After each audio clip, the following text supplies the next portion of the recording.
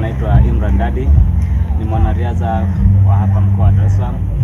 Nimetoka nafasi ya pili katika kilomita 10. Ushindani barabarani ulikuwa ni mzuri, mpinzani wangu alikuwa vizuri, ndipo nimejitahidi kuvumilia na kufunga gap, ila nimeshindwa. Ushindani ukoje? Ushindani ni mzuri na mbio nimeipenda, ina maandalizi mazuri barabarani. Uongozaji wa official race uko vizuri, hivyo nafurahi na najivunia mbio hii iendelee kuwepo, naipenda sana. Naitwa Medium Sylvester, kilomita 10 mshindi wa kwanza. Naona ni kidogo, ni haina ukubwa wote kwangu, maana huwa nashiriki sana marathon. Okay. Siri ya ushindi ni upi? Siri ya ushindi ni mazoezi.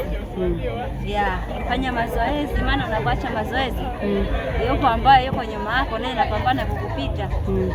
Siri ya ushindi ni mazoezi. Unaambia nini wanawake wenzio hasa katika masuala zima ya kufanya mazoezi na kujiweka miili ikiwa imara? Mimi nasema kufanya mazoezi ni moja wapo ya afya. Yanaepusha magonjwa sana kushambulizi kama magonjwa ya moyo, mapresha.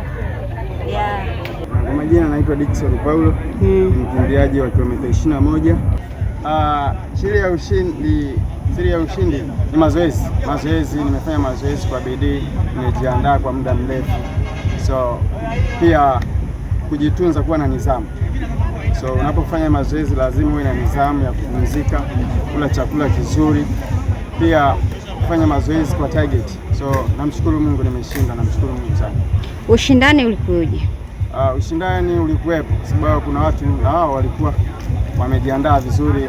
Tumeenda nao mpaka dakika ya 50, nadhani ilikuwa kilomita kama ya 15. So mimi nikajaribu kupush, wenzangu wakawa wameachia. Kwa hiyo namshukuru Mungu, maandalizi yangu yamekuwa tough. Majina naitwa Emmanuel Josephat, nimekimbia kilomita 10.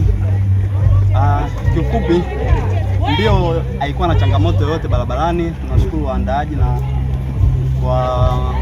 washiriki kutuwekea utaratibu mzuri barabarani. Tunashukuru Mwenyezi Mungu na tunaombea wazidi kufanya vizuri, msimu ujao wafanye vizuri zaidi hapa.